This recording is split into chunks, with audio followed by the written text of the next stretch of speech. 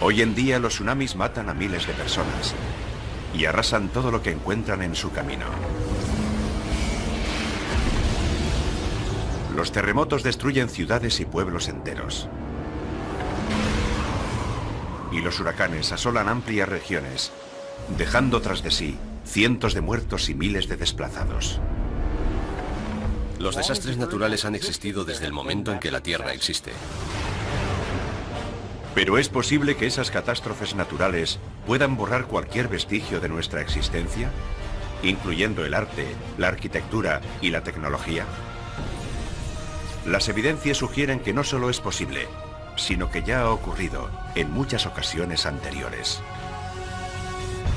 Es muy posible que hubiera otras antiguas civilizaciones que fueran destruidas por una gran catástrofe natural y no quedara ni rastro de ellas. Lo que hasta ahora habíamos concebido como una gradual evolución desde los primitivos cazadores-recolectores hasta las sociedades complejas parece que no fue un hecho tan sosegado. Recientemente los científicos han descubierto restos de antiguas y un día florecientes culturas, miles de años más antiguas que lo que se creía posible. ¿Pero qué les ocurrió? ¿Por qué desaparecieron? ¿Podría volver a pasar otra vez? A lo largo de la historia, los elementos se han cobrado un elevado número de vidas en todo el mundo. Es el destino final de la humanidad. ¿Será cierto que estamos destinados a desaparecer de la faz de la Tierra? Y a convertirnos en otra civilización perdida.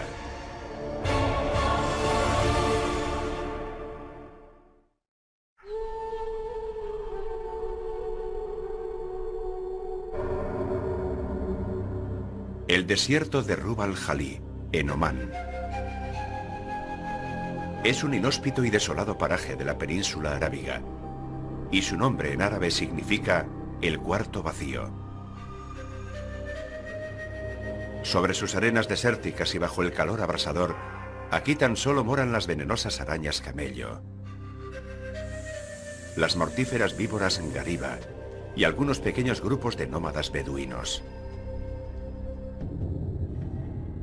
Sin embargo, este mismo lugar es descrito de manera muy diferente en las antiguas leyendas, porque aquí existió hace aproximadamente 5000 años un reino legendario llamado Ubar. Un lugar de gran esplendor y riqueza, pero que según los relatos resultó destruido por Dios, debido a la maldad y corrupción de sus gentes. En diversos suras del Corán se cuenta que se desató un fuerte viento que destruyó la ciudad, porque no se conformaban con la palabra de Dios. Varios profetas intentaron devolverlos al camino de la virtud, pero ellos se negaron. Y por eso la ciudad y su civilización fueron destruidas.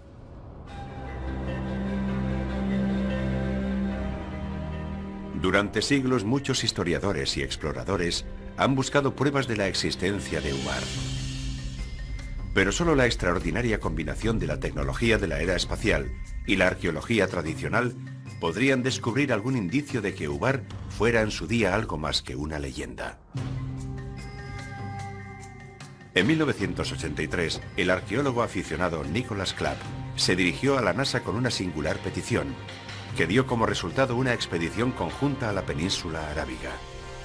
Había leído un artículo sobre el uso de la tecnología de generación de imágenes por radar para cartografiar los ríos del subsuelo en Egipto, y se preguntó si también podría ser empleada para rastrear una antigua ciudad a partir de una localización aproximada.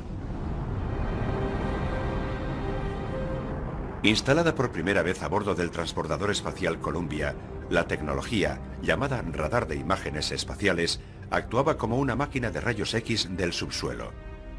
Primero se tomaban las imágenes desde el espacio y después se manipulaban digitalmente para resaltar los detalles imposibles de percibir a simple vista, incluidos antiguos cauces de ríos y rutas de caravanas hoy enterradas por la arena. Nunca imaginé que la ciudad perdida pudiera descubrirse desde el espacio, pero ellos insistieron y analizaron todos los rasgos que pudieran ser reveladores. Una de las grandes ventajas de las imágenes del satélite es que puedes observar una región entera y ver todas las características en su contexto. Esta es una imagen del radar espacial de una zona desértica del sudoeste de Egipto, parte del Sáhara, que actualmente es uno de los lugares más áridos de la Tierra. Este largo trazo de aquí es un río, el cauce de un antiguo río tan ancho como el actual valle del río Nilo. Esto es un río muy pequeño que discurre por aquí. Pero si nos trasladásemos al lugar, lo que veríamos sería esto. Estamos en medio de uno de esos cauces que mostraba el radar, y la ribera está ahí, un poco más arriba. Aquel descubrimiento avivó nuestro interés, porque los antiguos humanos dependían de las mismas cosas que nosotros. Necesitaban encontrar agua y una red de caminos para transportarla. De pronto fuimos capaces de comprender la relación entre los distintos trazos de las imágenes, y descubrimos algunos vestigios en la zona. Fue un gran salto adelante en la búsqueda de Ubar. Las imágenes de radar de Rub al-Khali tomadas por el satélite también mostraron antiguos caminos de caravanas a lo largo del borde oriental de la península.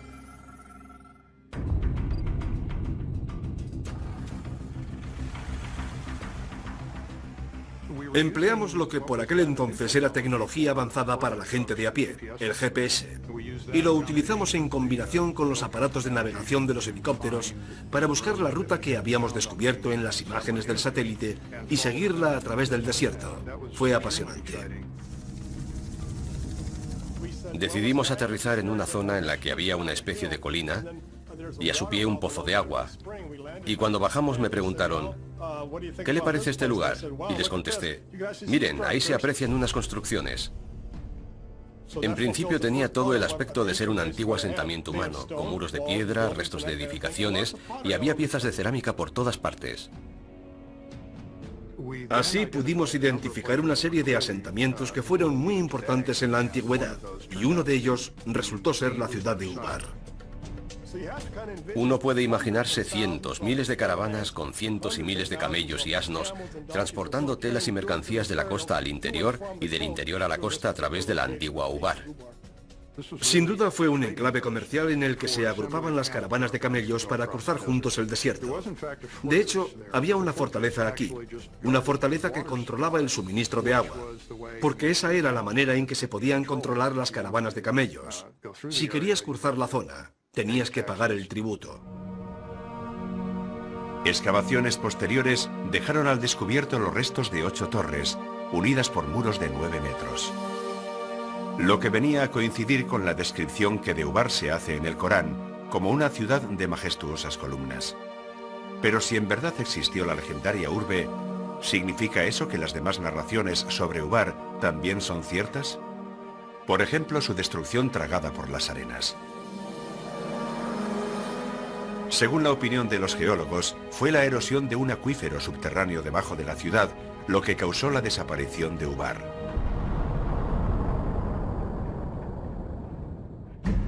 Los restos arqueológicos encontrados alrededor del yacimiento nos indican que el abastecimiento de agua fue menguando y la fortaleza se hundió en la sima que dejó el acuífero.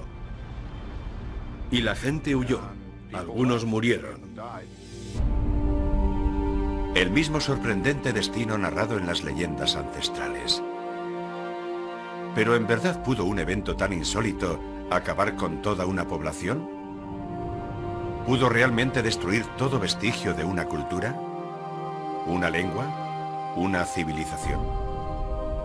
Según la opinión de muchos arqueólogos e historiadores modernos, no solo es posible que una catástrofe natural tenga consecuencias tan devastadoras, sino que además es muy probable. Sabemos muy poco acerca de la historia relativamente reciente, apenas si nos remontamos a 3, 4 o 5.000 años atrás. Pero desde la última glaciación, todo ha cambiado. Incluso las civilizaciones humanas, las organizaciones y las comunidades humanas anteriores, desaparecieron por completo. Las primeras culturas, sobre todo aquellas que no conocieron la escritura, caen en su mayoría en el olvido. Evidentemente no queda ninguna constancia histórica de ellas, y los únicos indicios posibles son los arqueológicos. Pero eso requiere que un arqueólogo descubra algo que pudieron dejar atrás y que a partir de ello reconstruya su historia. Durante décadas, los científicos han creído que los seres humanos existen desde hace aproximadamente 200.000 años. Y lo que llamamos civilización surgió hace apenas unos pocos miles de años.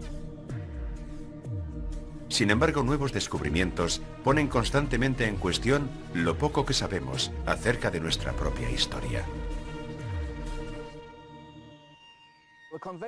Según la opinión más extendida, la civilización empieza cuando surgen las primeras ciudades y se inventa la escritura. Y eso es algo que ocurrió entre el 3000 y el 500 a.C. en Mesopotamia, actualmente Irak. Fue entonces cuando algunas tribus o grupos de individuos pasaron de ser cazadores-recolectores a formar sociedades agrícolas. Empezaron a cultivar su propio alimento y una vez que lo consiguieron se establecieron permanentemente en un lugar. A partir de ese momento de asentamiento de los seres humanos surge el concepto de civilización.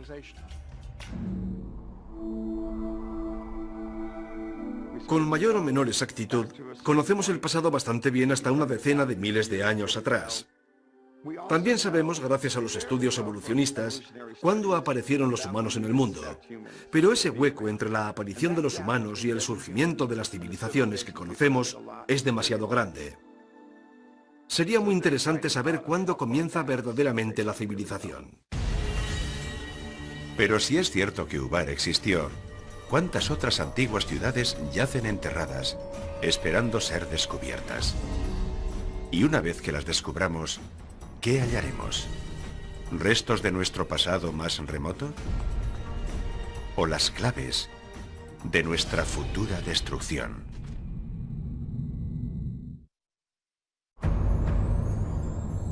Şanlıurfa, este de Turquía, 1994. En lo alto de una loma, el arado de un granjero kurdo se detuvo de golpe al tropezar con una gran piedra rectangular medio enterrada. Durante días intentó desenterrar y sacar de allí aquel pesado objeto, cuando de pronto hizo un descubrimiento inesperado. El granjero se dio cuenta de que la roca tenía grabadas extrañas formas en su superficie. El hallazgo no tardó en atraer a multitud de equipos de arqueólogos internacionales al yacimiento. Tras una cuidadosa excavación, aparecieron una serie de enormes bloques de piedra megalíticos. Y sobre su superficie, asombrosamente bien conservadas, las tallas en relieve de animales, jabalíes, zorros, vacas y algunos pájaros, no todos propios de la región. Son unas tallas magníficas, muy hermosas. Algunos de los leones son ciertamente asombrosos. Está claro que es un lugar especial. Pero lo más increíble era que el yacimiento llamado Göbekli Tepe, la colina del ombligo en turco, tenía 11.000 años de antigüedad. 5.000 años anterior a cualquier otro asentamiento conocido comparable. Göbekli Tepe es un elemento transformador. Para los arqueólogos significa que debemos ampliar y expandir nuestra definición de civilización para incluirlo en ella. Göbekli Tepe nos cogió a todos por sorpresa. Nunca habíamos visto algo así. Mostraba un alto grado de sofisticación. Es un descubrimiento asombroso para el periodo tan temprano al que pertenece. Göbekli Tepe es extraordinario. Es 7.000 años más antiguo que las grandes pirámides. Si antes pensábamos, ¿cómo podían poseer una tecnología y un conocimiento así los egipcios en un estadio tan prematuro de la humanidad? Mucho me temo que en adelante tendremos que replantearnos totalmente esas ideas, porque Göbekli Tepe es 7.000 años anterior. Muy recientemente, las imágenes de radar del yacimiento nos han ayudado a descubrir un enorme complejo que comprende más de 20 grandes estructuras ovales, cada una de las cuales se compone de unas columnas megalíticas talladas en forma de T, junto con 4 pilares de piedra caliza unidos entre sí por muros de piedra de casi 2 metros, y colocados en círculos que van de 9 a 30 metros de diámetro. Es obvio que hubo un gran trabajo de planificación. Fue planeado, se movilizó mano de obra para hacerlo y se erigió para mantenerlo como lugar de culto durante un largo periodo de tiempo. Las piedras pesan entre 15 y 20 toneladas la mayoría, aunque algunas pueden llegar a pesar hasta 40 y 60 toneladas. La organización que tuvo que acompañar a un proyecto así es absolutamente asombrosa. Claramente tuvo que haber cientos, quizás miles de personas implicadas en la construcción de este sitio.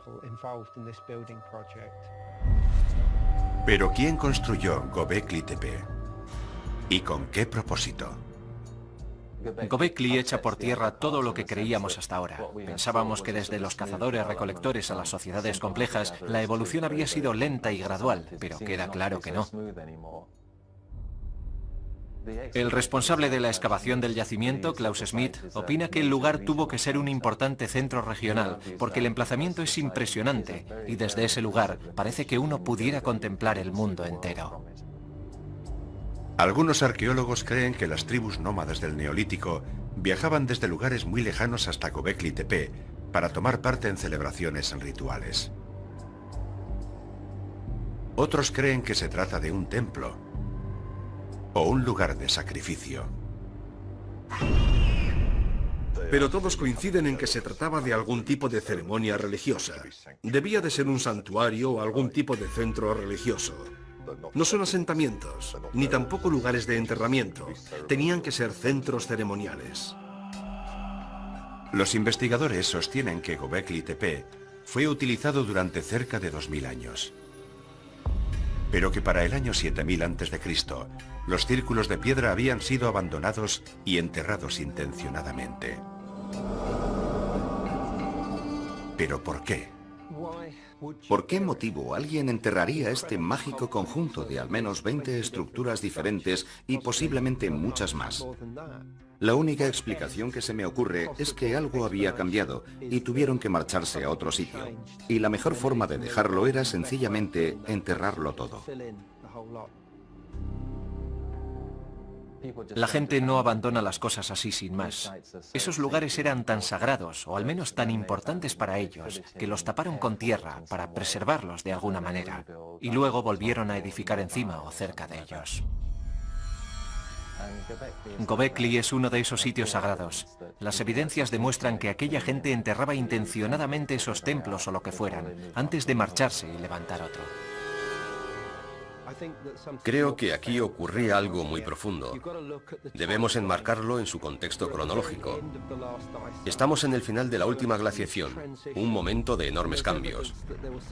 Y hay indicios claros que demuestran que durante aquella época se produjo una gran catástrofe, posiblemente causada por el impacto de un asteroide o un cometa sobre la parte norte del continente americano. Y encontramos pruebas que lo corroboran por todo el mundo. Fue en esa misma época cuando construyeron Göbekli Tepe. Y debemos preguntarnos por qué. La respuesta parece ser que tuvieron que hacerlo. Algo estaba ocurriendo. ¿Una catástrofe global? ¿Provocada por el impacto de un cometa o un asteroide? ¿Podría ser esa la respuesta y la razón por la que los antiguos moradores de Göbekli Tepe abandonaron el lugar? ¿O fue inmediatamente después del cataclismo, cuando se construyó el conjunto como un templo o un lugar de acción de gracias?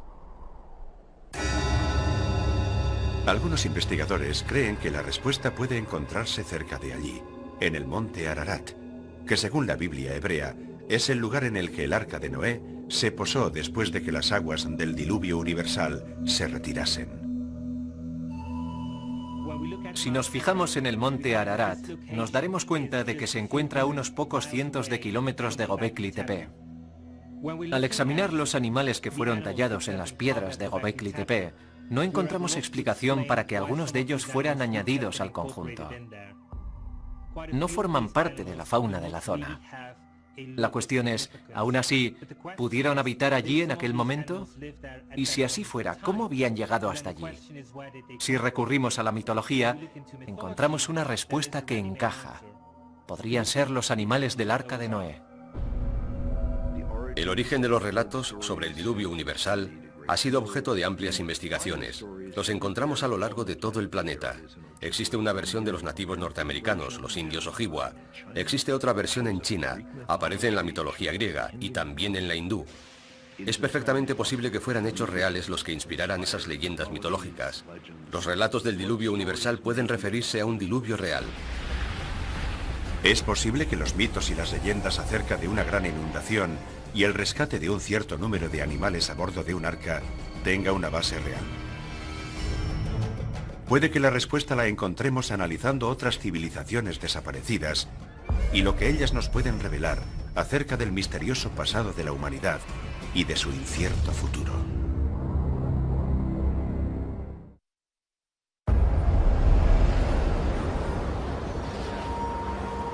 ...26 de diciembre de 2004... Sumatra, Indonesia. Un colosal seísmo de fuerza 9,1 sacude el fondo del Océano Índico a cientos de millas mar adentro y genera un tsunami devastador. En pocos minutos perecen 230.000 personas y más de 2 millones se quedan sin hogar.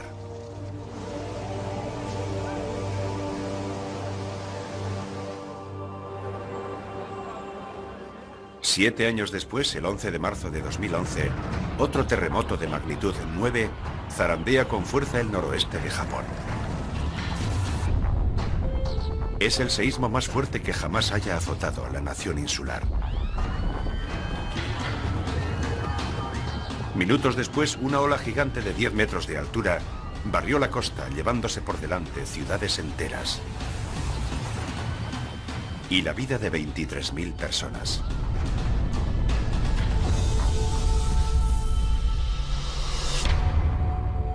Sin embargo, si las ciudades modernas, concebidas y diseñadas para resistir el embate de los desastres naturales, pueden ser destruidas en apenas unos minutos, quizá pudieron sufrir el mismo destino otras civilizaciones hoy desaparecidas. Ha habido desastres naturales desde los albores de la Tierra.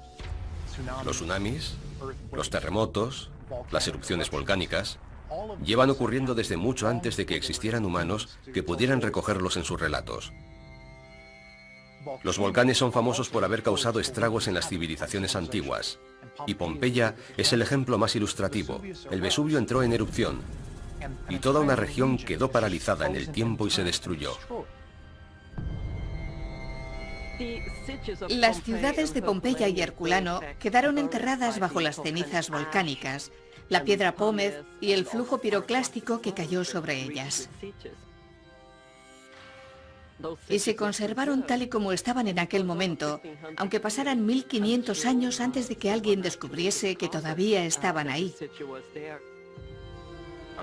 Por desgracia, sea cual sea el grado de sofisticación y desarrollo tecnológico que haya alcanzado una sociedad, una gran catástrofe natural puede interrumpir su avance y hacer que retroceda décadas o incluso que desaparezca por completo. Heraclión, Creta.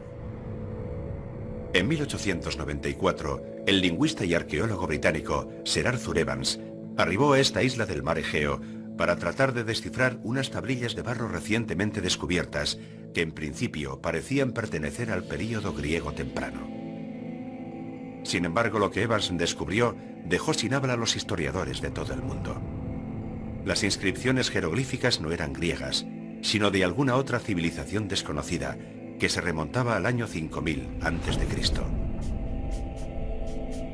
3 años después, el mismo Evans lideró una expedición que desenterró lo que vendría a llamarse el Palacio de Knossos.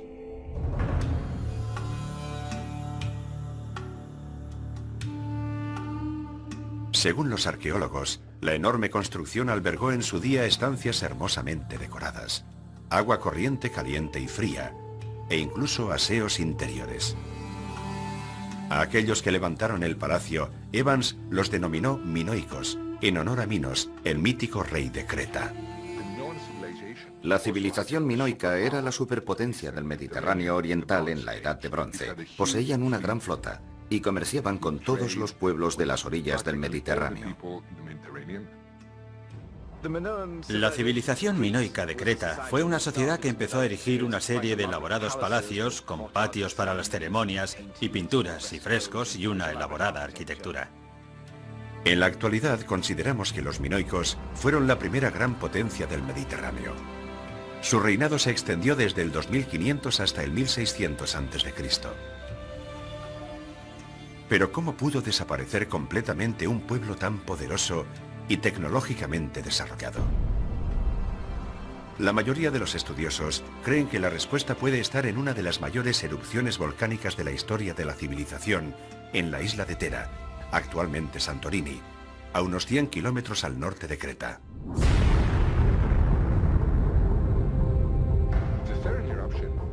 La erupción de Tera se produjo en 2 o 3 fases durante un periodo de unos días o unas pocas semanas.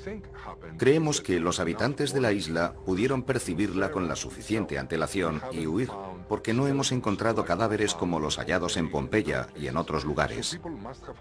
Pero aquellos que habitaban en los lugares cercanos, como Creta, por ejemplo, en modo alguno esperarían que la erupción les fuera a afectar de la manera que lo hizo.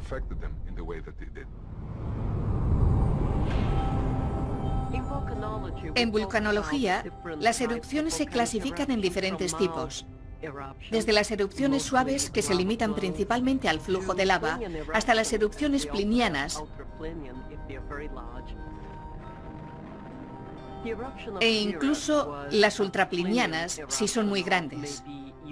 La erupción de Tera fue una erupción pliniana o ultrapliniana, una explosión terrible que debió volar gran parte de la isla.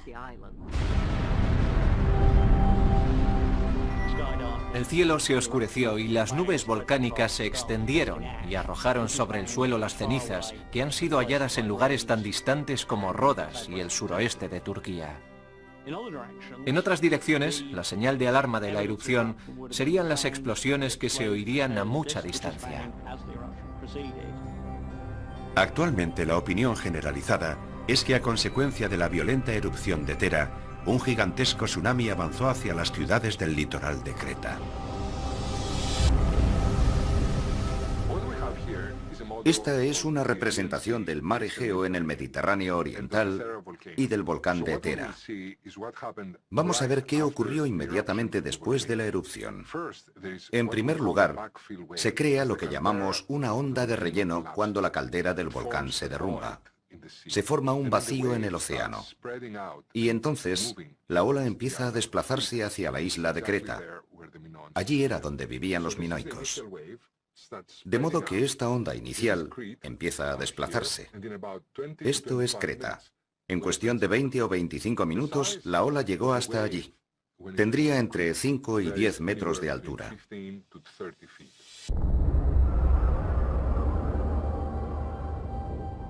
Para comprender mejor qué pudo suponer eso para los minoicos, veamos qué sucedió en Japón en marzo de 2011. Un gigantesco tsunami. Las consecuencias de su devastación todavía son perceptibles en la sociedad japonesa. Sí, es cierto que se han recuperado, pero no estaban solos. Todo el mundo les ha ayudado. Imaginen a los minoicos que no tenían a quien pedir ayuda.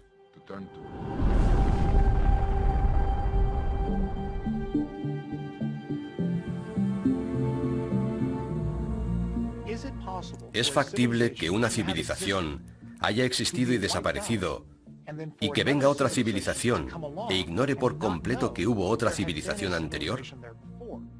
Es una hipótesis fascinante que da pie a una gran dosis de especulación y a que mucha gente se plantee si en la Tierra pudo haber una civilización anterior que precediera a todas las posteriores. Pero eso no lo sabemos. Si un volcán activo es capaz de hacer desaparecer por completo cualquier vestigio de una civilización anterior, ¿podría una actividad volcánica similar tener las mismas fatales consecuencias en la actualidad? Los vulcanólogos afirman que sí, y han mostrado su preocupación por la posibilidad de que una catástrofe similar se produzca en la costa este de Estados Unidos. En las Islas Canarias, en las proximidades de la isla de La Palma, existen algunas fallas geológicas y un seísmo podría provocar que una gran porción de la isla se deslizase al mar. Si lo hiciera, provocaría una ola gigantesca. El derrumbe del volcán Cumbre Vieja de la isla de La Palma del archipiélago de las Islas Canarias provocaría enormes daños a lo largo de 20.000 kilómetros de costa, desde allí hasta Terranova y hasta la costa este de los Estados Unidos, el Caribe y el norte de Brasil. Los modelos sugieren que cuando las olas alcancen la costa norteamericana tendrán entre 10 y 20 metros de altura. O sea, del mismo tamaño que las olas que vimos en Sumatra en 2004 después del terremoto y que más recientemente observamos en Japón, tras el seísmo de 2011. Pero un desastre natural, como una erupción volcánica, un terremoto o una ola gigante, ¿podrían borrar todo rastro de nuestra civilización? ¿Y hacerla desaparecer por completo hasta el punto de provocar que la historia de la humanidad cambie por siglos? Puede que la clave esté en un antiguo cementerio lleno de oro, en una ciudad costera del Mar Negro.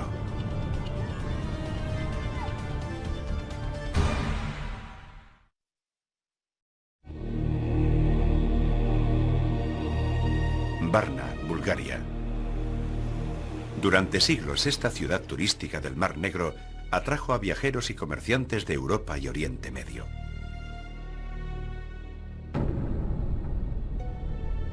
En el siglo II de nuestra era, los romanos construyeron unos grandes baños termales sobre los manantiales que existían aquí. Pero ninguno de los que los visitaron, ni siquiera los nativos del lugar, conocían el secreto que yacía oculto a gran profundidad debajo de la urbe. Un secreto que, una vez revelado, cambiaría la historia de Europa para siempre. Todo ocurrió a finales del otoño de 1972. Entonces se iniciaron unas obras de construcción en la zona industrial de Varna. Estaban haciendo unas zanjas para introducir la conducción eléctrica. El operario Recho Marinov estaba cavando una zanja de 1,5 metros de profundidad cuando se topó con lo que pensó que eran unas viejas piezas de quincalla de cobre. Marinov se llevó las piezas a su casa. Y después de un par de semanas, alguien del pueblo le dijo: esas piezas que has encontrado son muy interesantes. El director del museo de Dalgopol fue a casa del empleado y cuando vio las piezas se llevó una gran sorpresa. Al día siguiente, los arqueólogos del Museo de Varna, con Alexander Minchev entre ellos, regresaron al solar donde estaban haciendo las obras y se quedaron atónitos al ver lo que había allí.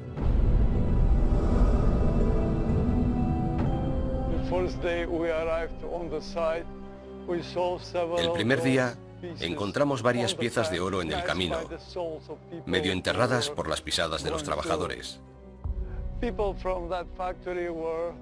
Los obreros de la fábrica pasaban por encima de todos aquellos kilos de oro varias veces al día. Y nadie habría imaginado que un tesoro semejante pudiera estar oculto bajo estos campos. Posteriores excavaciones dejaron al descubierto que aquel solar vacío era un antiguo cementerio olvidado. Contenía más de 300 tumbas que se remontaban, según los arqueólogos, a aproximadamente el año 4500 a.C. Pero sin duda, aún más importantes que los restos de los antiguos moradores de Varna, era la desconcertante evidencia de que había existido anteriormente una civilización próspera y avanzada. Algunas tumbas todavía conservaban restos humanos, con los cuerpos yaciendo en diferentes posiciones, pero orientados todos con la cabeza al norte o nordeste. Y habían sido enterrados con sus armas y ornamentos. Había muchos objetos, ciertamente extraordinarios, y encontrarlos todos juntos en un cementerio demuestra que algo muy importante estaba ocurriendo en la zona de Varna.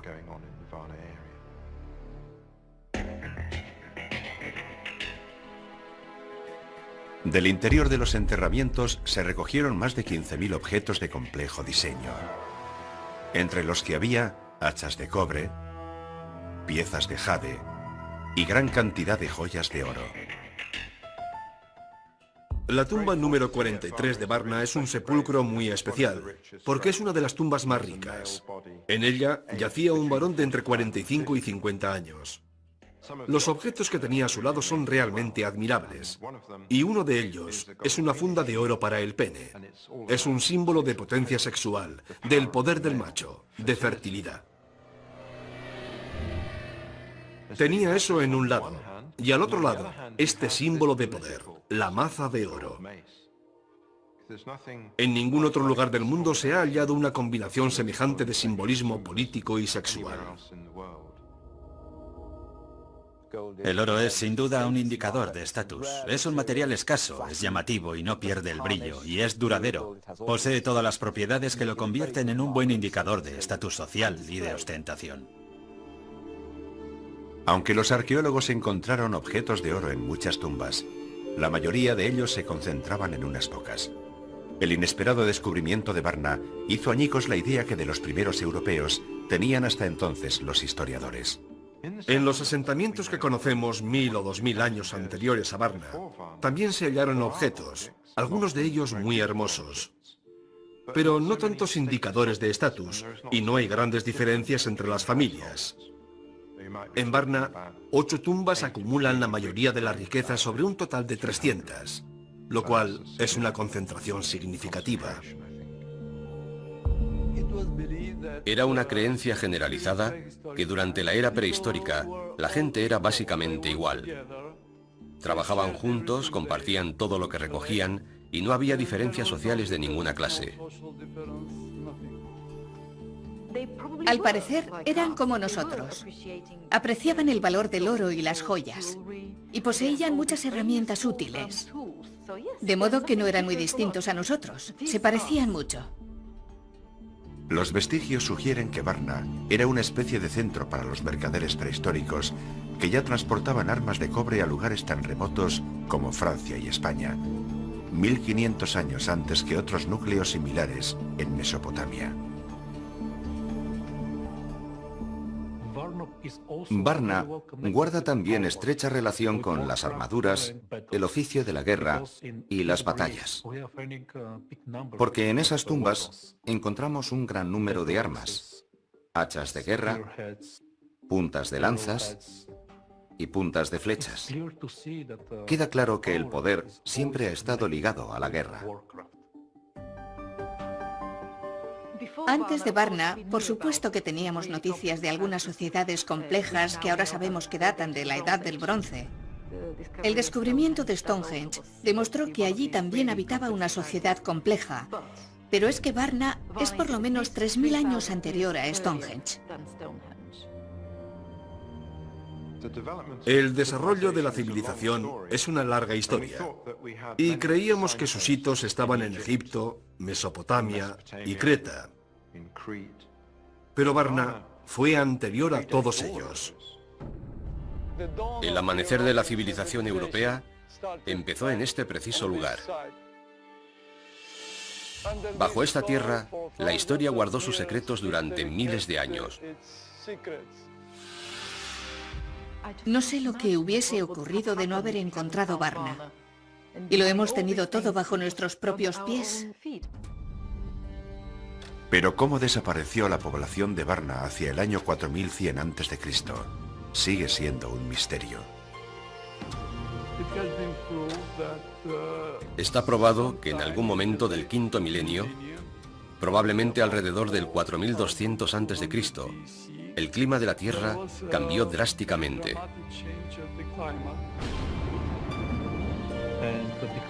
Esto provocó que el nivel de las aguas subiera y contribuyó a que las temperaturas subieran.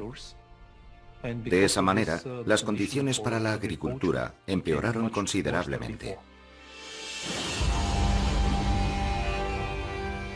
Quizá fue un cambio climático que provocó falta de agua y hambre la causa real de la desaparición de Varna.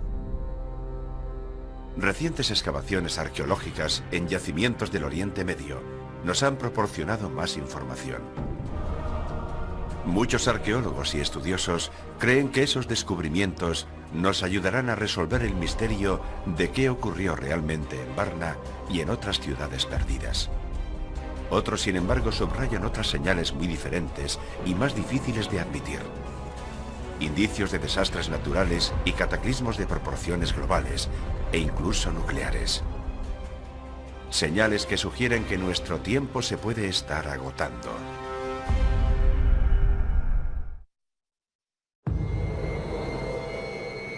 Tel Hamukar, al nordeste de Siria.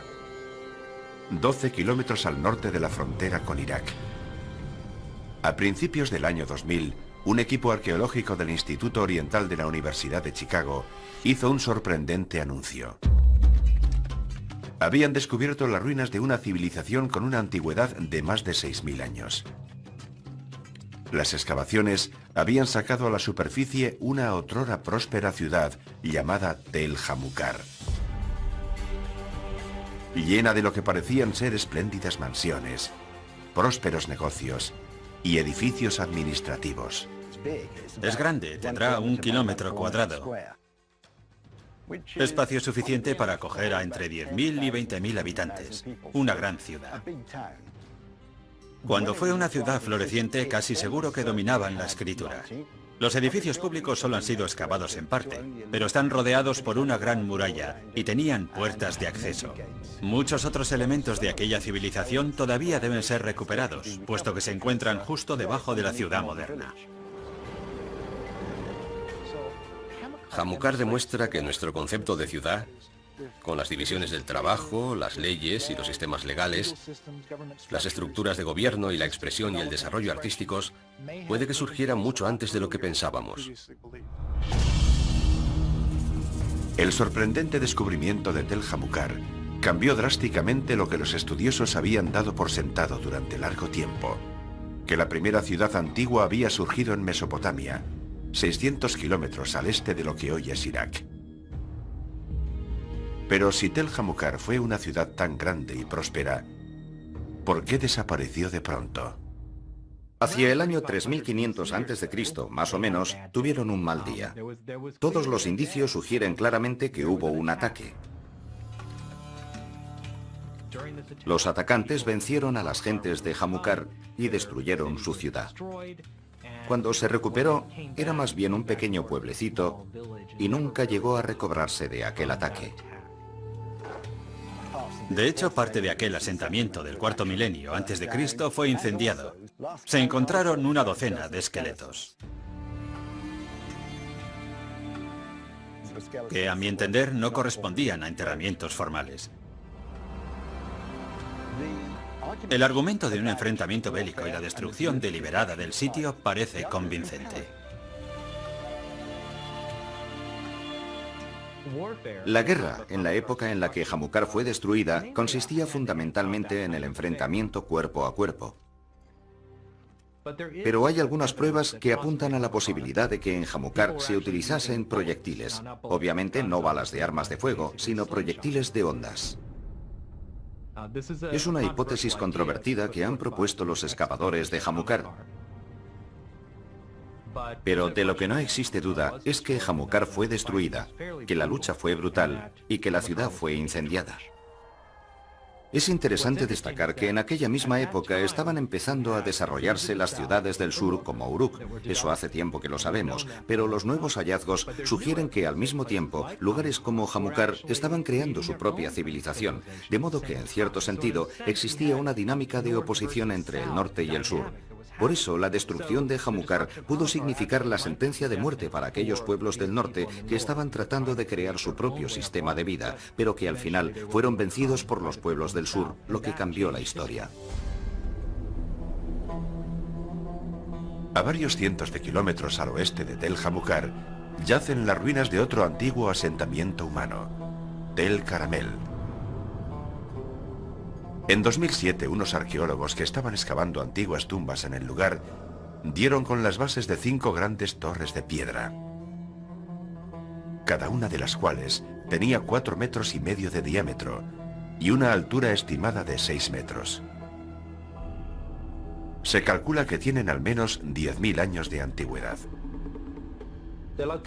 Están en el norte de Siria, no muy lejos de Göbekli Tepe, y es evidente que en ambos casos se trata de la misma cultura.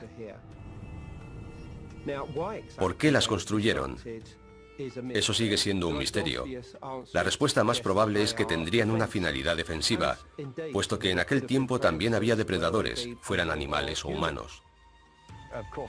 La verdadera cuestión es, ¿para qué las utilizaban? ¿Formaban parte de una fortificación? ¿Eran torres de vigilancia? ¿O tenían alguna otra finalidad? No lo sabemos. Tel Caramel, al noroeste de Siria, es un lugar importante porque nos proporciona la primera evidencia de construcciones de piedra permanentes construidas por un grupo humano que se anticipa en 2000 años a las estructuras permanentes más antiguas que conocíamos, las de la ciudad de Jericó. Caramel demuestra claramente que debemos desechar la idea de que hubo un único proceso que desembocó en el Neolítico. Puedo citar muchos otros lugares en los que culturas locales muy diferentes parecen haber alcanzado un alto grado de desarrollo, cada una en sus propios términos y todas muy diferentes unas de otras. Eso no denota un proceso único, es evidente, sino muchos procesos distintos, de los que algunos tienen éxito y otros no. La mayoría de los investigadores creen que Tel Caramel y Tel Jamukar fueron destruidas por ejércitos invasores provenientes del sur de Mesopotamia.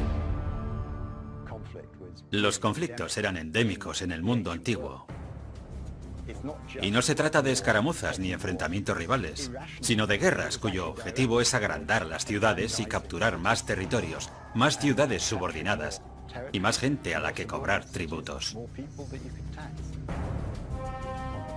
¿Pero acaso las guerras territoriales fueron la única razón de que aquellas antaño grandes ciudades antiguas fuesen destruidas? Hace poco se ha propuesto una nueva hipótesis, mucho más audaz. Quizá Tel Caramel y Tel Jamukar fueron víctimas de una gigantesca explosión nuclear espontánea.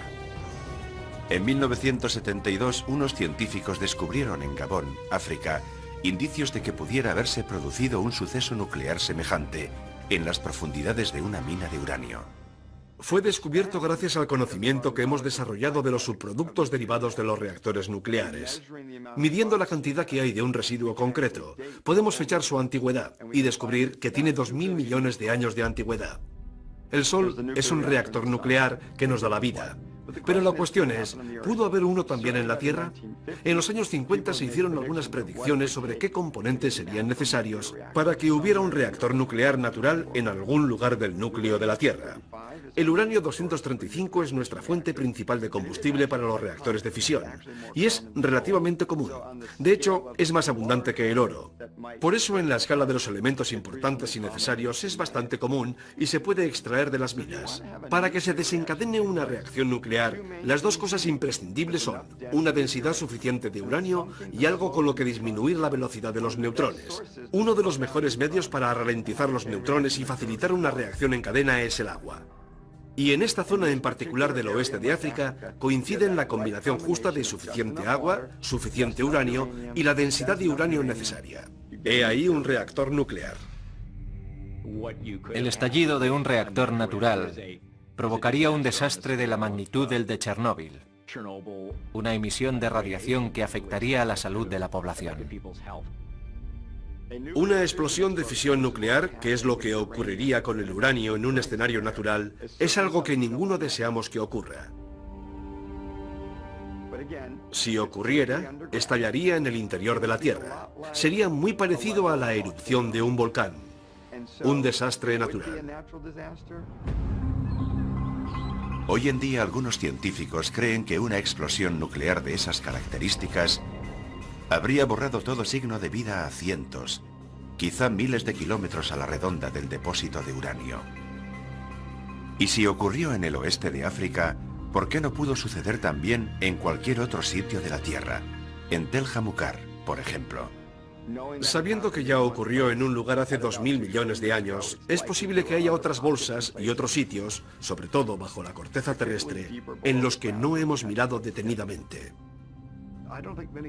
No creo que mucha gente haya investigado la hipótesis de que pudieran ser varias enormes catástrofes naturales las que provocaron la desaparición de las civilizaciones.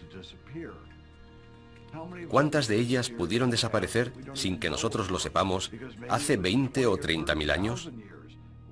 Porque solo nos centramos en las civilizaciones de los últimos 5.000 años. La historia china y la de los egipcios es todo lo más lejos que podemos llegar. ¿De verdad es posible que las civilizaciones prehistóricas fueran destruidas por unas explosiones naturales catastróficas acaecidas en el interior de la Tierra? O quizá la destrucción en masa de las antiguas ciudades la provocaran otros agentes venidos de muy lejos.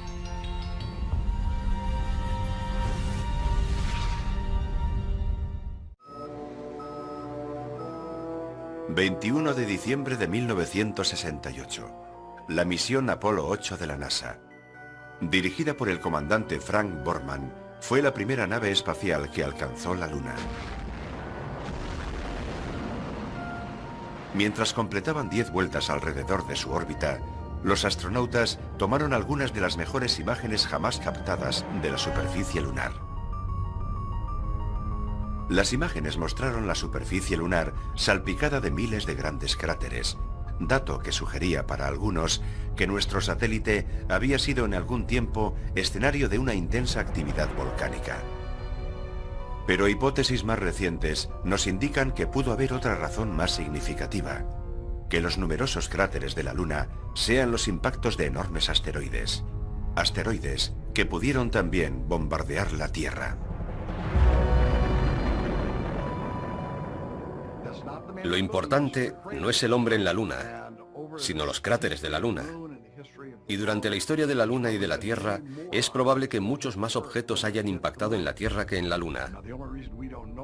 La única razón por la que no los vemos en la Tierra es que la vegetación y el entorno los han tapado, haciéndolos más difíciles de detectar.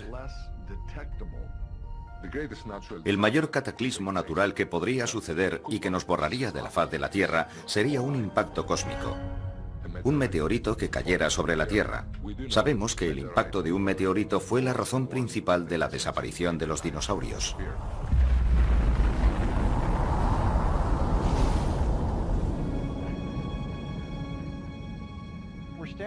Nos encontramos en el borde del cráter del meteoro, un lugar muy conocido del norte de Arizona porque en él impactó un meteorito. Este cráter se formó hace aproximadamente 50.000 años, cuando un meteorito de unos 45 metros de diámetro se precipitó sobre nuestra atmósfera a más de 40.000 kilómetros por hora. Chocó contra la Tierra con una fuerza igual a la de 1000 bombas de Hiroshima.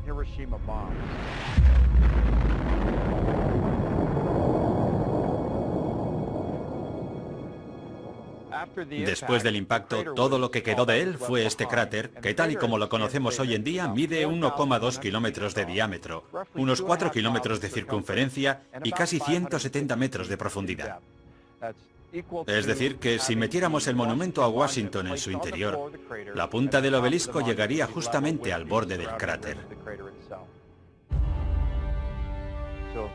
Si un episodio así aconteciera en un área densamente poblada, como Nueva York, por ejemplo, todo rastro de vida desaparecería en un radio de 15 kilómetros.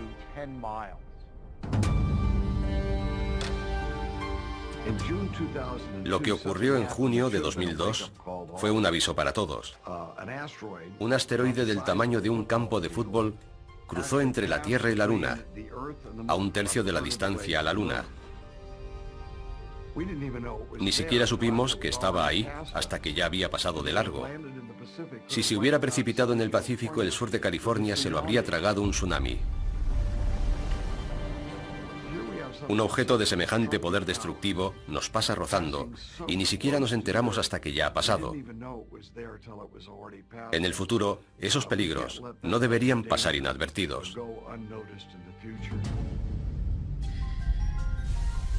En 2005, la NASA empezó a hacer un seguimiento de los bólidos cósmicos que tenían más probabilidades de impactar contra la Tierra. Son los llamados objetos próximos a la Tierra. Un objeto próximo a la Tierra es un cometa o un asteroide que se desplaza por el espacio cercano a la Tierra. Técnicamente, es cualquier objeto que pueda acercarse a menos de 45 millones de kilómetros. Su tamaño varía desde el de una pelota de golf hasta un bloque de pisos o mucho más. A pesar de que muchos meteoritos del tamaño de una pelota de golf impactan contra la atmósfera terrestre a diario, se desintegran incinerados en las capas altas de la atmósfera. Solo los asteroides de al menos 30 metros de diámetro tienen posibilidades de impactar contra la superficie terrestre. Uno de los impactos más recientes de un asteroide contra la Tierra con efectos destructivos se produjo el 30 de junio de 1908 en Tunguska, una remota zona de Siberia.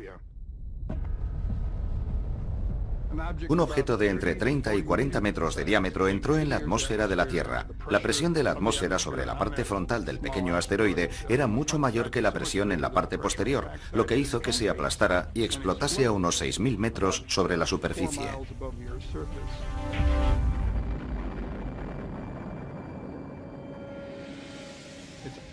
Arrasó toda la vegetación en un área de 2.000 kilómetros cuadrados.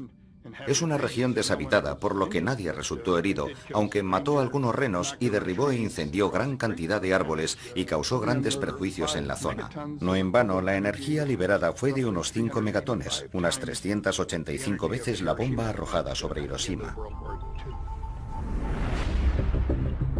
Aunque el impacto de cualquier meteoro del tamaño de un campo de fútbol tendría consecuencias devastadoras, los científicos temen a aquellos que son aún mayores.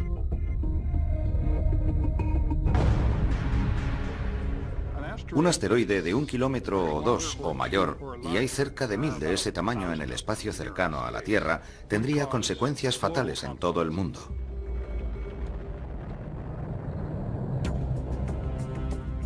Pero ese no es el problema principal. El mayor problema es el polvo y los escombros que levantaría a la atmósfera y que obstaculizarían el paso de la luz del Sol. Caería una lluvia ácida, y las tormentas de fuego provocadas por el regreso a la Tierra de los escombros provocarían incendios en todo el mundo. El hollín, junto con el polvo levantado por el impacto, harían imposible la fotosíntesis, imprescindible para la vida de las plantas y, por ende, de los animales que se alimentan de esas plantas. O sea que lo peor del impacto de un asteroide serían los efectos secundarios. Los impactos de asteroides y meteoros contra la Tierra podrían aniquilar no solo grandes comunidades de organismos vivos, sino también civilizaciones enteras, y ya lo han hecho en el pasado.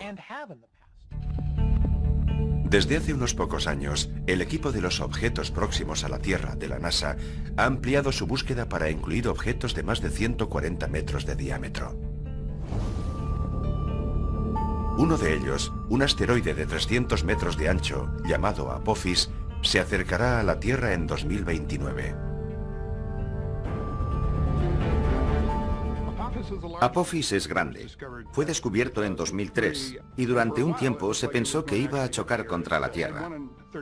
Existe una probabilidad de entre 37 de que impacte contra nuestro planeta en 2029. Eso sí, pasará muy cerca. Desde Europa se podrá ver a simple vista, o sea que lo verán ustedes pasar muy cerca de la Tierra, pero no chocará contra ella. Pero mientras los científicos ya han previsto la trayectoria que describirá Apophis, lo que no pueden predecir es de qué manera el gigantesco asteroide afectará a otros factores, como a la gravedad terrestre, por ejemplo. Lo aterrador es que una vez que haya pasado, volverá 7 años después. Y no sabemos si su trayectoria se verá afectada por la gravedad de la Tierra y si podría situarlo en una ruta de impacto contra nuestro planeta. Si cuando se acerque tanto a nosotros en 2029, cruza por una especie de ojo de cerradura concreto de 600 metros, cuando regrese en el año 2036 chocará contra la Tierra. Es un objeto lo suficientemente grande como para provocar no el final del planeta, pero sí la muerte de miles o quizás millones de seres humanos, según donde caiga. Por desgracia, los científicos nos recuerdan que el impacto de un gran asteroide contra la Tierra no es una cuestión de probabilidades, sino de tiempo. Pero cuando eso ocurra, ¿se perderá todo vestigio de nuestra civilización? ¿Podría un asteroide, una gigantesca roca del espacio exterior, ¿Caer sobre la Tierra con unas consecuencias tan devastadoras para el ecosistema que toda la vida muriese? Sí, es posible. Es factible que todas las especies sean aniquiladas y que desaparezca cualquier vestigio de existencia. ¿Podría eso también explicar por qué otras antiguas civilizaciones fueron destruidas y casi olvidadas? Creo que es muy posible que algunas antiguas civilizaciones fueran exterminadas por un objeto cercano a la Tierra que chocara contra ella y cambiara toda la naturaleza del planeta. No somos alarmistas. Sé que dicen lo contrario de nosotros, que somos pesimistas, que decimos que el cielo se está cayendo sobre nosotros. No, no se está cayendo, pero es posible que haya algo ahí fuera dirigiéndose contra nosotros. Si nuestro planeta resultase golpeado por un meteoro durante nuestra vida, ¿podríamos hacer algo para minimizar la devastación? ¿Estamos suficientemente preparados como para evitar que se pierdan los siglos de avances tecnológicos que han llevado tan lejos a la raza humana? ¿O es que somos más vulnerables de lo que creemos?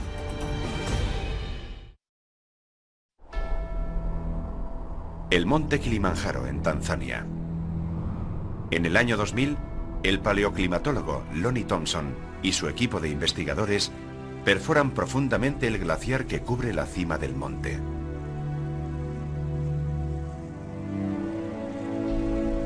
Así recuperan núcleos de hielo, muestras de hielo que reflejan las condiciones y los cambios del clima, no solo durante las últimas décadas, sino desde hace decenas de miles de años. Un núcleo de hielo es una columna de hielo. Desde la superficie tomamos una serie de columnas como esta para descubrir la historia del clima y el medio ambiente en diferentes lugares del mundo. En ellas se distinguen perfectamente las capas anuales y midiendo el grosor de esas capas, somos capaces de saber cómo han evolucionado las precipitaciones a lo largo del tiempo. Registra una cronología de la composición de nuestra atmósfera que se conserva en las burbujas de aire que han quedado atrapadas en el hielo. Así, podemos remontarnos hasta más de 800.000 años atrás, midiendo cosas como el dióxido de carbono, el metano y el óxido nitroso. También hay microorganismos que quedan atrapados en el hielo. De hecho, hemos recuperado organismos que llevaban en el hielo más de 50.000 años. De modo que todo aquello que se encuentra en el aire queda archivado en el hielo. Lo que observamos es que hay periodos de calma y otros periodos en los que se producen cataclismos, y esa es la verdad de la vida en este planeta. Vamos dando tumbos de uno a otro. Las muestras, los núcleos de hielo que Thompson ha recogido en los glaciares de todo el mundo, se conservan aquí, en la Universidad Estatal de Ohio, almacenados en estos grandes congeladores. Ahora disponemos de un espacio de 7.000 metros. Aquí está la única colección del mundo de hielo del trópico. Aquí guardamos los núcleos del Kilimanjaro. También tenemos hielo de la tierra de Francisco José, en el Ártico ruso. Estas son muestras de hielo del Himalaya y del Tíbet.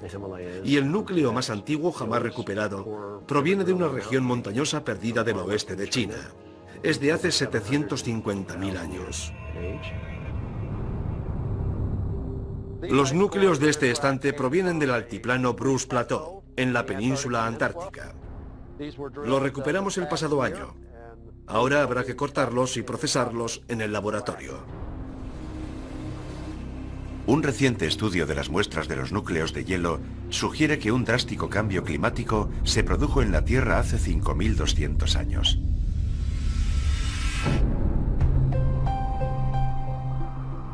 Ese cambio repentino coincidió con una época en que nuevas civilizaciones estaban emergiendo en Asia y Oriente Medio. Parece que algo nuevo empezaba a acontecer en todo el mundo, y me gustaría saber por qué. ¿Por qué entonces? Quiero decir que durante 100.000 años habíamos vivido felices como cazadores-recolectores, y de pronto las cosas cambiaron. ¿Cuál fue la causa que lo provocó? Hay que buscar algún denominador común, y la conexión más clara que había entre las sociedades agrícolas era el clima. Sabemos que es el momento en el que el Sáhara se desecó. 4 o 5 mil años atrás había lagos en ese desierto y gente que lo habitaba. Eso lo hemos sabido por las pinturas rupestres que dejaron en las rocas. Hay muchas pruebas de que algo muy dramático ocurrió en aquel momento.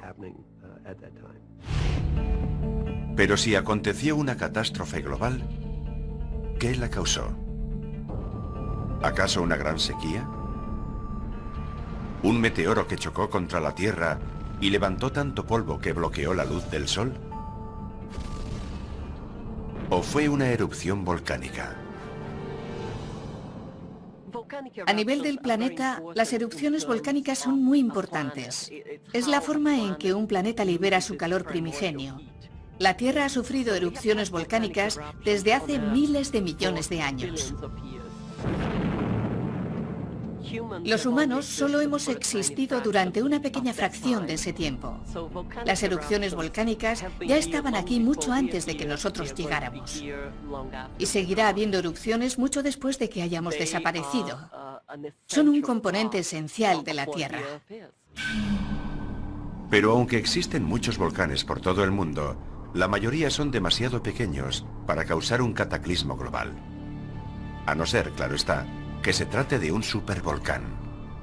Para explicarlo brevemente, digamos que tenemos unos volcanes que llamaríamos normales. Liberan una cierta cantidad de lava y de energía, y unas determinadas explosiones. Pero si la lava y los gases quedan atrapados en el interior del volcán perfectamente sellados, la presión aumenta en su interior y cuando explota, las erupciones son gigantescas.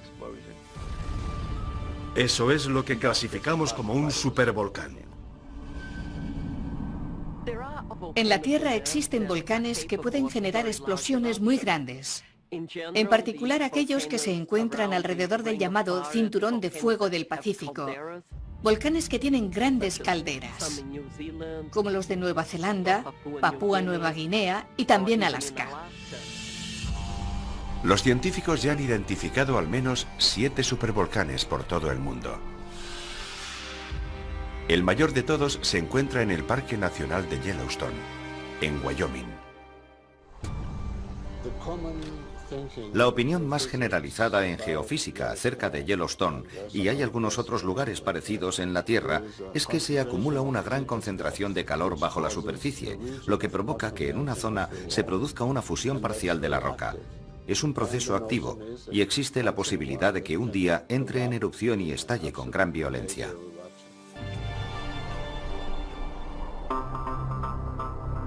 Según los científicos, en Yellowstone, la última erupción ocurrió hace 600.000 años. Desconocemos cuándo volverá a haber otra erupción en Yellowstone. No hay forma de predecirlo. Predecir los fenómenos geológicos es algo así como predecir el tiempo. Siempre que intentes predecir cuándo va a pasar algo, tienes que contar con un amplio margen de error. Yellowstone es un volcán relativamente joven. Todas sus erupciones se han producido en los últimos 2,5 millones de años, y eso es ser joven en términos de tiempo geológico. Que Yellowstone volviera a estallar en una gigantesca erupción cataclísmica sería algo sorprendente, algo que nunca hemos visto en tiempos históricos. La erupción del monte Santa Elena sería una menudencia comparada con lo que podría ser la de Yellowstone. Y tendría graves consecuencias en el clima de todo el mundo. Bajaría la temperatura media del globo y arrasaría el oeste de los Estados Unidos. Todo quedaría cubierto por las cenizas, los cultivos se perderían y los efectos durarían mucho tiempo. Sin duda tendría muy graves consecuencias para la civilización. Las cenizas y los gases venenosos emanados por una gigantesca erupción formarían una nube de polvo que se extendería por todo el mundo, bloqueando la luz solar durante largos años. En la oscuridad, las cosechas y los animales perecerían, condenando a los humanos al hambre. Si Yellowstone explotara hoy de forma espectacular, el impacto que causaría en la raza humana sería mucho mayor que en el pasado, puesto que actualmente somos muchos más. Cada mes añadimos 7 millones de individuos más a la población mundial. Es un hecho sin precedentes.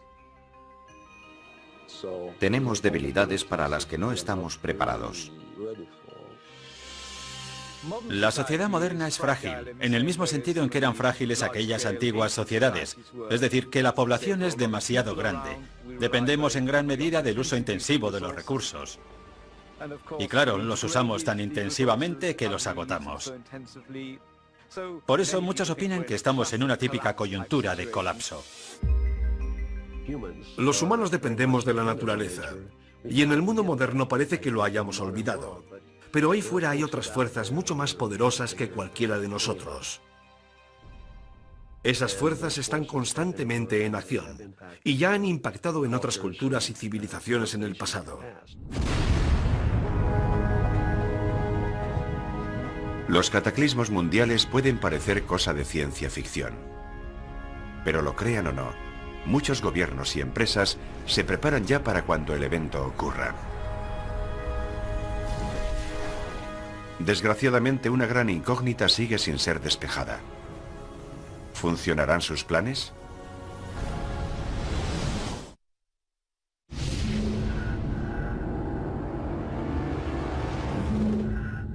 Los científicos nos recuerdan que nuestro planeta ya ha sufrido otras extinciones en el pasado, y como consecuencia de cada uno de esos acontecimientos, el número de plantas y animales se redujo a unos pocos supervivientes. Pero si la civilización tal y como la conocemos ha llegado a su fin, ¿también desaparecerán por completo toda nuestra cultura y nuestra tecnología? A lo largo de la historia hay muchos casos de gentes de tiempos pasados que desarrollaron una tecnología y unos conocimientos que luego se perdieron. Uno de los casos más famosos es el de la Biblioteca de Alejandría en Egipto. Con su destrucción, en los primeros siglos de nuestra era, se perdió todo el conocimiento que los antiguos habían acumulado. Y no era solo el saber de los egipcios, sino el de todas las culturas del mundo clásico. ¿Qué le ocurre a una civilización si todo su conocimiento colectivo es destruido? Nunca sabremos qué tipo de civilización seríamos hoy en día si la Biblioteca de Alejandría no hubiera sido destruida. Guardaba muchísimos conocimientos, especialmente conocimientos médicos que dominaban los egipcios y que nosotros desconocemos. ¿Habremos recuperado una buena parte de aquello? ¿Habremos redescubierto mucho? Es posible. Pero ¿cuánto más habríamos avanzado de no haber perdido aquel conocimiento y haber tenido que volver a empezar y redescubrir algunas cosas? Siempre cabe la posibilidad de que algunas áreas del conocimiento de aquellas primeras sociedades se hayan perdido para siempre, pero nunca lo sabremos, puesto que no tenemos modo de averiguarlo. A diferencia de épocas anteriores en las que mucha información se guardaba tallada en piedra, hoy día nuestra información y los registros de nuestra vida diaria se almacenan en chips de memoria de silicio. Pero si desaparecen, será increíblemente difícil. Tendrán que pasar decenas de miles de años para que la gente reconstruya nuestras vidas y se hagan una idea de cómo era nuestra forma de vida. Irónicamente, es probable que el arte prehistórico sobre la roca tenga más probabilidades de supervivencia en un futuro inmediato que la mayor parte de nuestra moderna tecnología. Hutchinson, Kansas. A 200 metros bajo la ciudad hay un enorme almacén del tamaño de 35 campos de fútbol.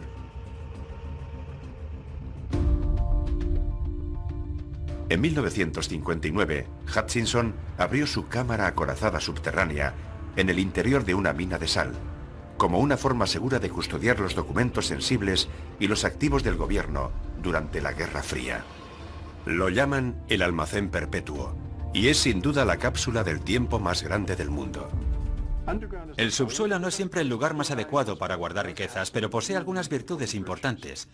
La temperatura se mantiene siempre estable y algunas reacciones químicas que provocan la descomposición dependen de las fluctuaciones de temperatura. La humedad también desempeña un papel importante. Si puedes mantenerla estable, ni demasiado alta ni demasiado baja, también actúa como un magnífico agente conservador. Por eso en los museos mantienen estables la temperatura y la humedad.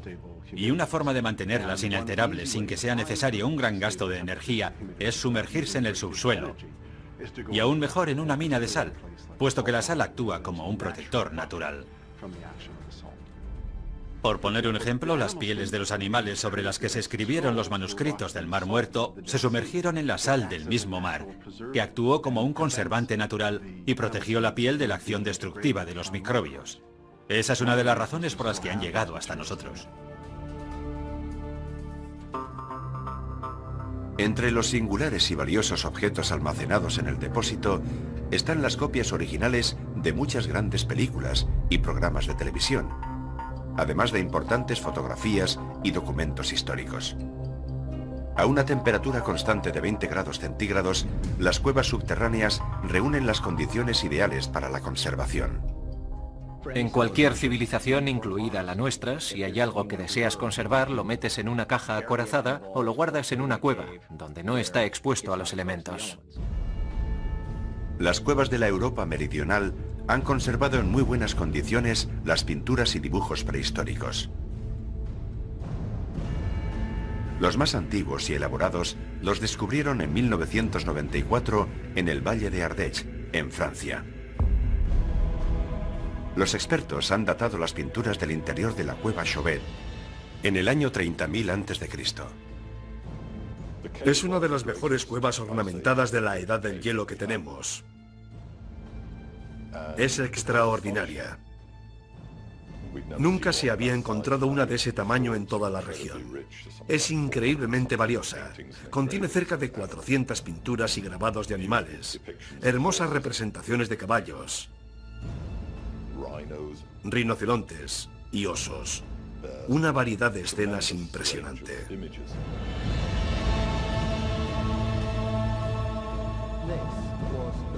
Son las escenas de animales más extraordinarias que uno pueda contemplar, incluso en las galerías modernas. La antigüedad y la calidad de las pinturas de la cueva Chauvet han cuestionado todo lo que anteriormente sabíamos o creíamos saber acerca de la existencia humana en este planeta. Son las obras de arte más primitivas creadas por los seres humanos. Lo más interesante de la cueva Chauvet es que en ella nos encontramos con el Homo sapiens tratando de representar ideas y pensamientos abstractos en las paredes de su cueva, mucho antes aún de que se inventara la escritura y mucho antes de la primera definición de civilización. La cuestión es ¿por qué lo hacían? ¿Acaso aquellos artistas primitivos plasmaban su arte en las paredes de piedra de las profundidades de las cavernas con la intención de preservarlo para las generaciones futuras? 30.000 años antes, ¿es posible que los únicos vestigios de nuestra existencia sean los que se conservan seguros bajo tierra? Algo que se ha tallado en piedras y permanece en un entorno adecuado puede conservarse durante miles e incluso millones de años, sobre todo si permanece enterrado bajo tierra. En una remota isla noruega, a 1.300 kilómetros al sur del Polo Norte y a 120 metros de profundidad, en el interior de una montaña arenisca, se encuentra la bóveda global de semillas de Svalbard. Se creó para salvaguardar la amplia diversidad de cultivos y plantas que nos sirven como alimento. Actualmente alberga más de 20 millones de semillas.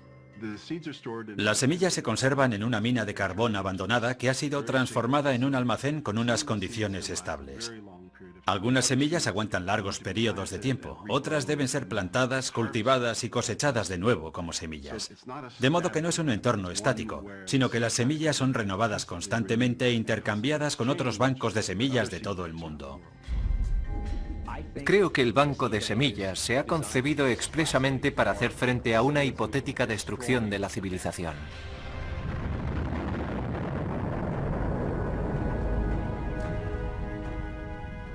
Es una forma de asegurarse de que si alguien sobrevive, si alguien es capaz de iniciar la reconstrucción, pueda disponer de todo eso. Sería fantástico. Una de las características exclusivas del ser humano es que tendemos a reflexionar sobre el pasado, sobre el presente y también sobre el futuro. Podemos imaginar qué querríamos transmitir a nuestros nietos. Esa es la motivación que impulsa a los humanos a enterrar las cosas y a ponerlas en un lugar seguro para el futuro. Es algo que preocupaba incluso a los hombres primitivos.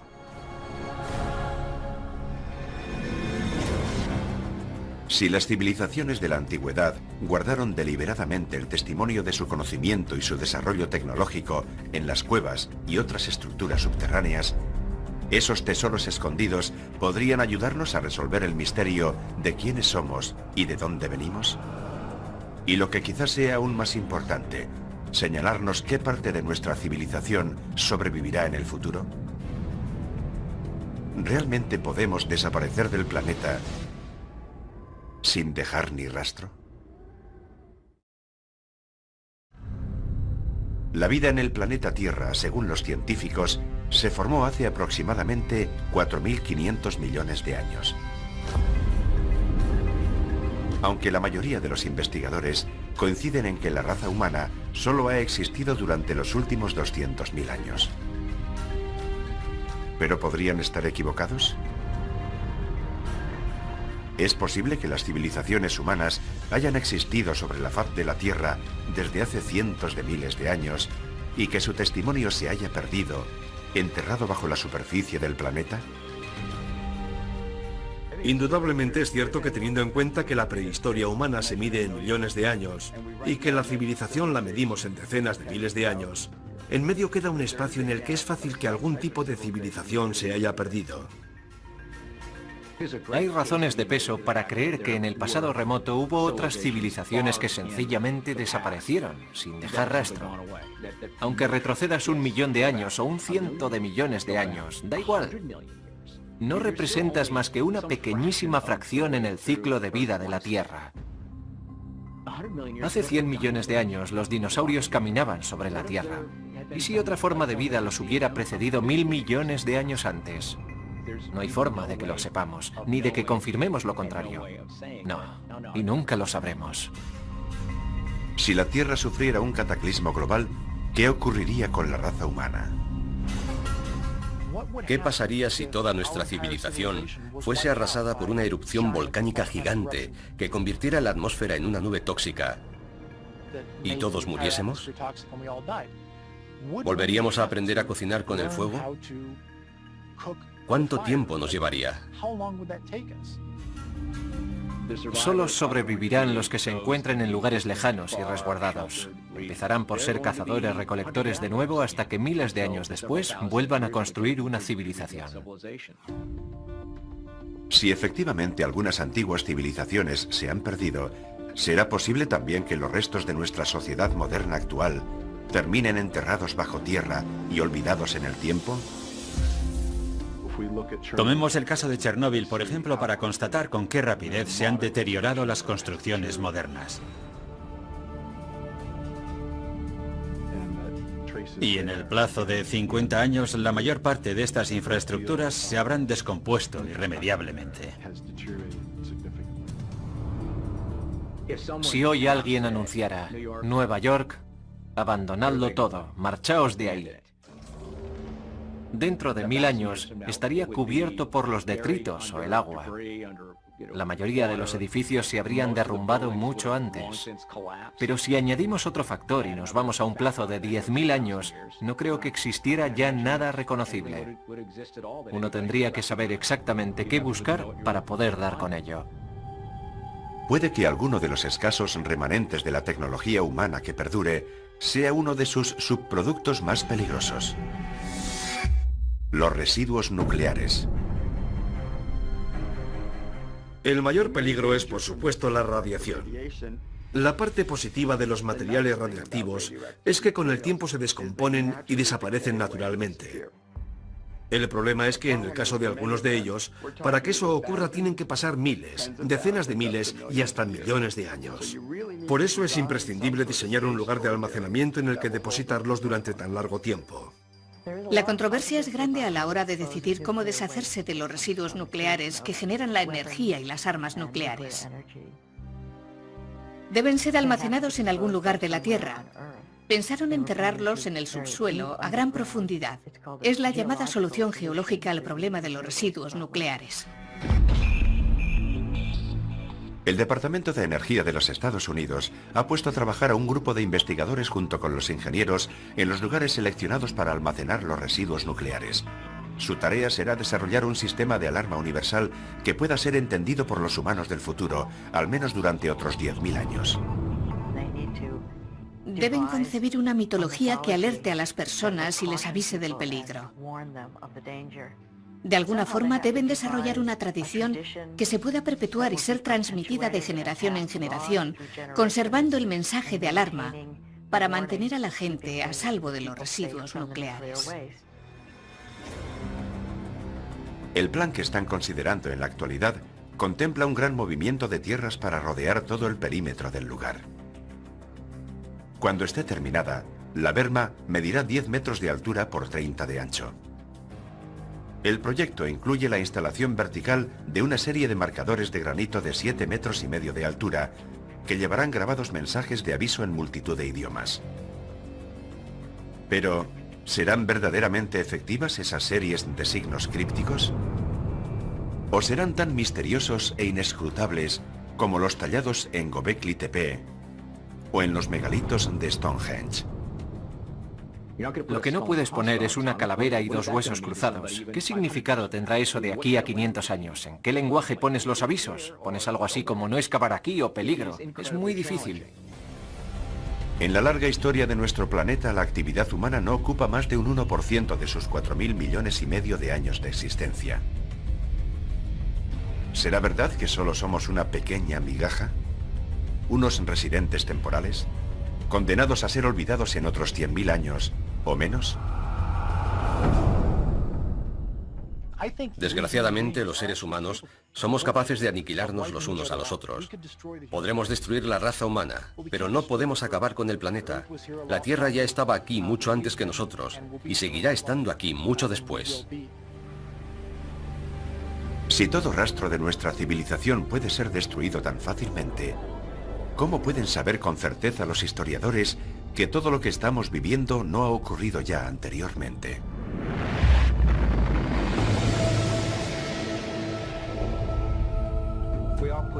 Cada vez llegamos más atrás en el tiempo y creo que llegará el momento en que las pruebas, que quizás ya tenemos en nuestras manos, nos hagan darnos cuenta de que existieron otras civilizaciones anteriores. Pero por ahora somos incapaces de reconocer sus señales.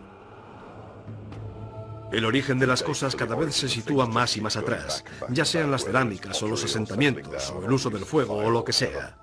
No se puede fijar una fecha y decir, y antes de esto no hubo nada, porque en cualquier momento surgen otras pruebas que demuestran lo contrario. El hecho de que las civilizaciones hayan surgido en más de una ocasión y de que hayan sido arrasadas por algún cataclismo y hayan vuelto a nacer, debería servirnos para extraer algunas enseñanzas. Lo cierto es que un verdadero estudioso reconocerá sin dudarlo que cuanta más información tenemos, más nos damos cuenta de que no sabemos nada del mundo. Cuando lo piensas, los testimonios escritos que nos han llegado desde el pasado remoto son tan escasos que no sabemos casi nada. ¿Es tan misteriosa realmente la historia de la humanidad?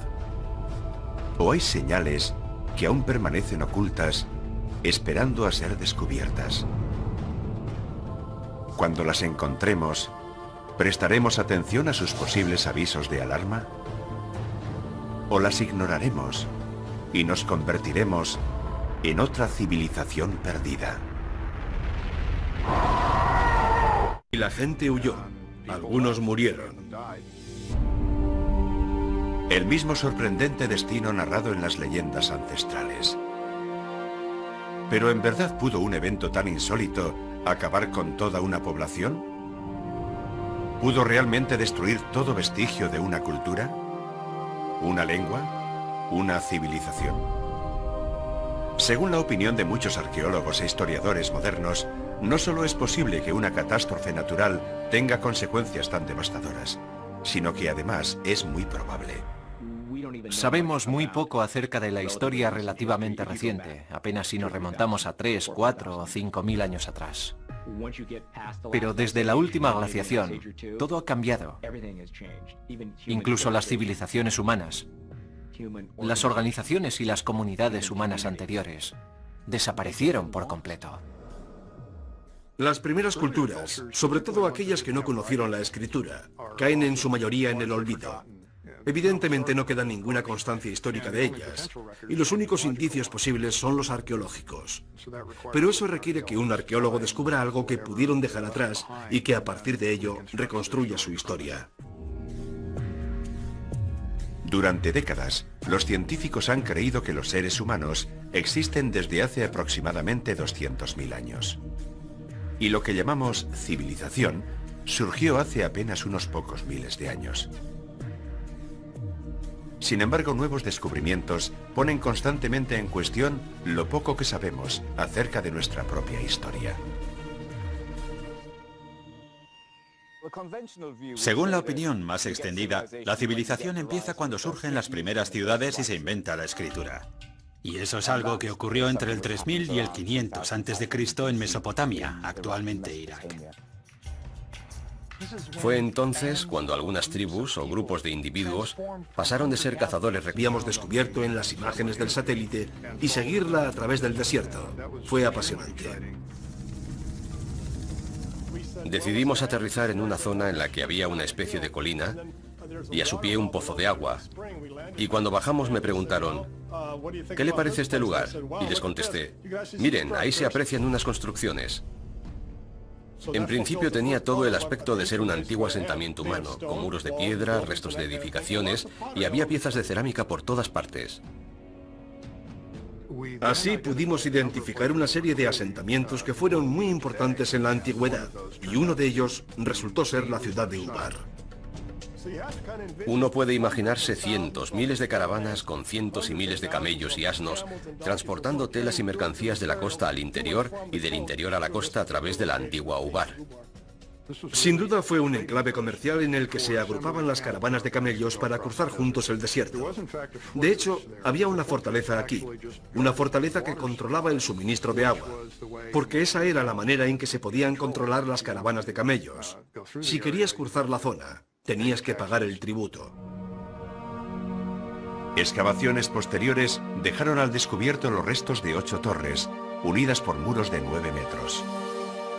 Lo que venía a coincidir con la descripción que de Ubar se hace en el Corán, como una ciudad de majestuosas columnas. Pero si en verdad existió la legendaria urbe, ¿significa eso que las demás narraciones sobre Ubar también son ciertas? Por ejemplo, su destrucción tragada por las arenas.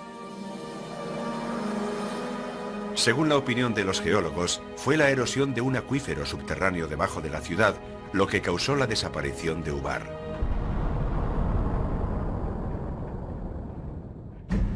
Los restos arqueológicos encontrados alrededor del yacimiento nos indican que el abastecimiento de agua fue menguando y la fortaleza se hundió en la sima que dejó el acuífero. Y a bordo del transbordador espacial Columbia, la tecnología, llamada radar de imágenes espaciales, actuaba como una máquina de rayos X del subsuelo. Primero se tomaban las imágenes desde el espacio y después se manipulaban digitalmente para resaltar los detalles imposibles de percibir a simple vista, incluidos antiguos cauces de ríos y rutas de caravanas hoy enterradas por la arena. Nunca imaginé que la ciudad perdida pudiera descubrirse desde el espacio, pero ellos insistieron y analizaron todos los rasgos que pudieran ser reveladores. Una de las grandes ventajas de las imágenes del satélite es que puedes observar una región entera y ver todas las características en su contexto. Esta es una imagen del radar espacial de una zona desértica del sudoeste de Egipto, parte del Sáhara, que actualmente es uno de los lugares más áridos de la Tierra. Este largo trazo de aquí es un río, el cauce de un antiguo río tan ancho como el actual valle del río Nilo. Esto es un río muy pequeño que discurre por aquí. Pero si nos trasladásemos al lugar, lo que veríamos sería esto.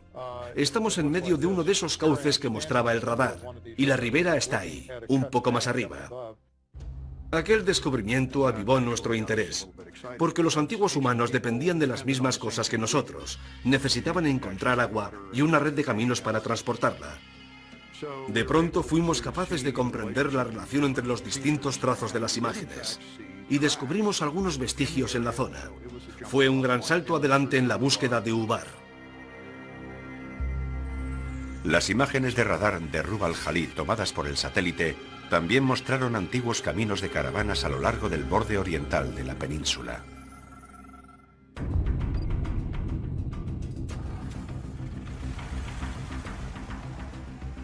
Empleamos lo que por aquel entonces era tecnología avanzada para la gente de a pie, el GPS, y lo utilizamos en combinación con los aparatos de navegación de los helicópteros para buscar la ruta que de la península arábiga, y su nombre en árabe significa el cuarto vacío. Sobre sus arenas desérticas y bajo el calor abrasador, aquí tan solo moran las venenosas arañas camello, las mortíferas víboras gariba y algunos pequeños grupos de nómadas beduinos. Sin embargo, este mismo lugar es descrito de manera muy diferente en las antiguas leyendas, porque aquí existió hace aproximadamente 5000 años un reino legendario llamado Ubar. Un lugar de gran esplendor y riqueza, pero que según los relatos resultó destruido por Dios, debido a la maldad y corrupción de sus gentes. En diversos suras del Corán se cuenta que se desató un fuerte viento que destruyó la ciudad, porque no se conformaban con la palabra de Dios. Varios profetas intentaron devolverlos al camino de la virtud, pero ellos se negaron. Y por eso la ciudad y su civilización fueron destruidas.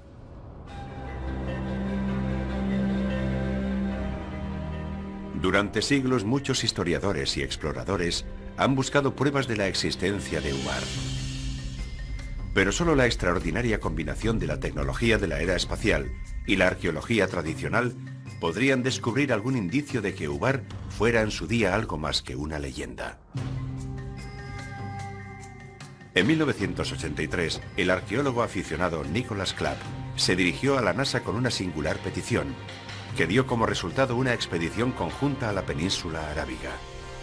Había leído un artículo sobre el uso de la tecnología de generación de imágenes por radar para cartografiar los ríos del subsuelo en Egipto, y se preguntó si también podría ser empleada para rastrear una antigua ciudad a partir de una localización aproximada. Instalada por primera vez, hoy en día los tsunamis matan a miles de personas y arrasan todo lo que encuentran en su camino. Los terremotos destruyen ciudades y pueblos enteros. Y los huracanes asolan amplias regiones, dejando tras de sí cientos de muertos y miles de desplazados. Los desastres naturales han existido desde el momento en que la Tierra existe. Pero ¿es posible que esas catástrofes naturales puedan borrar cualquier vestigio de nuestra existencia, incluyendo el arte, la arquitectura y la tecnología? Las evidencias sugieren que no solo es posible, sino que ya ha ocurrido en muchas ocasiones anteriores. Es muy posible que hubiera otras antiguas civilizaciones que fueran destruidas por una gran catástrofe natural y no quedara ni rastro de ellas.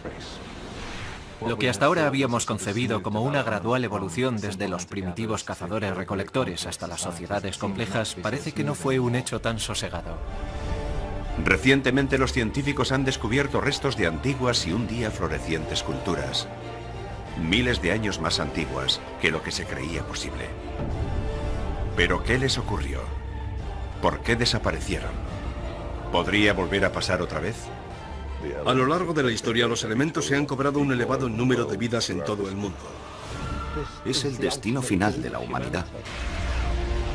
¿Será cierto que estamos destinados a desaparecer de la faz de la Tierra?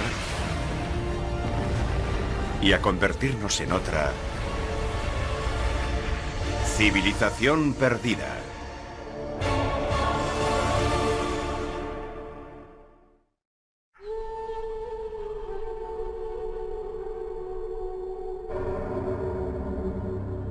El desierto de Rub al-Khali, en Omán.